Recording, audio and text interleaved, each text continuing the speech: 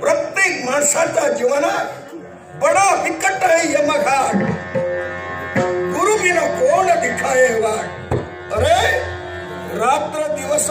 तरीशी मजा केव्हा येईल यमराजा तुला सजा देण्यासाठी हे सांगता येणार नाही.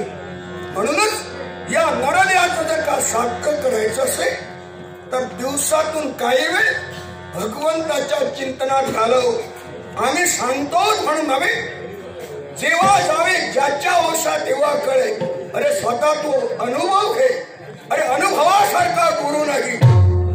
माणूस धनाचा धनवान असला, मानाचा मानकरी असला, म्हणून धनानं आणि मानानं माणसाला मानसिक समाधान मिळत नाही.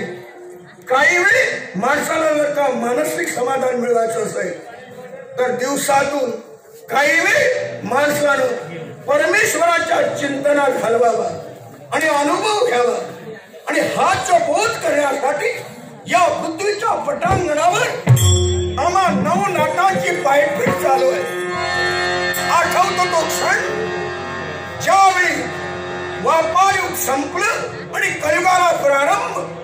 त्यावेळी देवदेवताने विचार केला, कलियुग म्हटल्यानंतर कलीची सत्ता, कली जिकडे तिकडे थैमान घालणार आहे आणि तेने करूनच जिकडे तिकडे प्रत्येकाचं मन स्वार्थानं बरबटलं जाणार आहे. प्रत्येक जण अहंकारानं धुंद होणार आहे. कुणी कुणाला किंमत देणार नाही.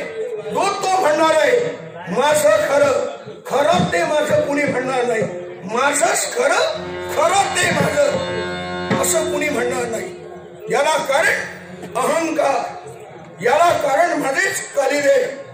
आणि त्याने करूनच माणसात कल, गावागावात कल, घराघरात कल, राज्यात कल. आणि त्याने करूनच माणूस एकमेकाच्या जीवावर उठणार आहे आणि देव देवतावरील मरत मानवाची श्रद्धा कमी होणार आहे. आणि असं जर का झालं तर सद्गतीकडे माणूस न जाता माणूस अधोगतीकडे जाणार आहे. असं होऊ नये म्हणून भगवान गोपाळ कृष्णानं आम्हा नवई नारायणाला द्वारकेत बोलावलं, आमचा आदर सत्कार केला आणि आम्हाला सांगितलं